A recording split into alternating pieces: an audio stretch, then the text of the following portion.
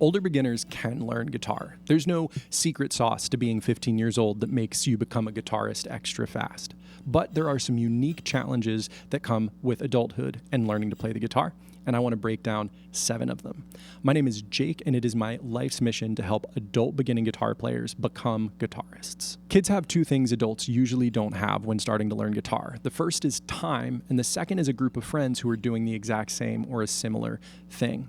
I'll go into more detail on that one later, but time is an important factor in learning guitar, and when we're adults, being efficient with the time we have to play is paramount, because we don't have 3 hours to throw on a movie and noodle around the guitar every single night after school the way we might have when we were 15. The first mistake older beginners make is not learning songs. They focus on scales and theory and chords because they think those things are important, and they are. But it's like learning to read by only learning the alphabet or the way the letters might sound.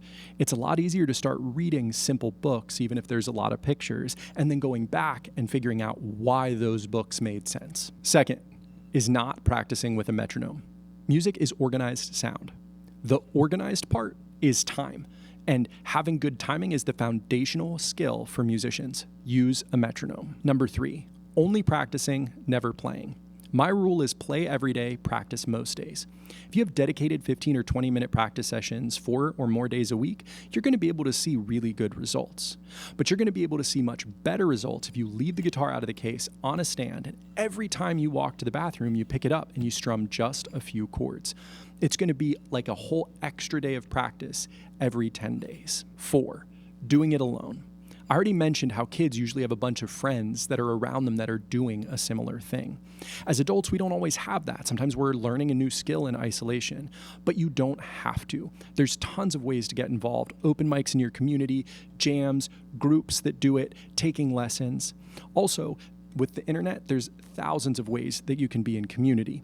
Even watching this video is a little bit of it right now. And if you need more guitar players around you, join me for free at school.com/guitar. It's a group of hundreds of guitar players. It's a free course and community where we're all sharing our tips, learning guitar, and getting better together. Number 5, not setting goals. If you don't have a goal that you're working towards, then you don't know if you reach it. It makes it easier to get distracted in your practice session, and that tanks our efficiency, which may not be important if you have 2 or 3 hours to practice. But when you have 15 minutes, making sure you're laser focused is super important. Number 6 is about the opposite of number 5.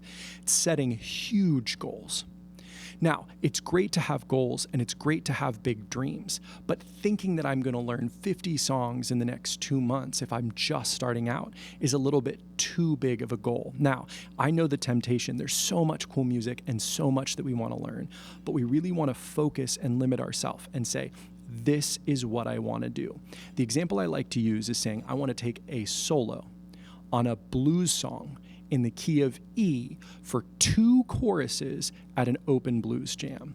That is a very specific skill. If we could put a date on it, February 3rd, even better. If we say, I want to play like Clapton, that's a huge goal with so many things that could be involved in it. It's really easy to get overwhelmed or distracted. Number 7, quitting. If you have a guitar, you pull it out of the case, you play it, boom, you are a guitar player. You need to shift your idea of being somebody who's learning guitar to being a guitar player. It's not something that you quit, it's something that's part of who you are. Some days are frustrating, some days are rewarding, some days are relaxing, some days are a little anxiety-inducing. But overall, if you stick with it, this is something that will bring you joy, that will bring your life a richness and will be intensely fulfilling. Don't let yourself get discouraged by anything because you, my friend, are a guitarist.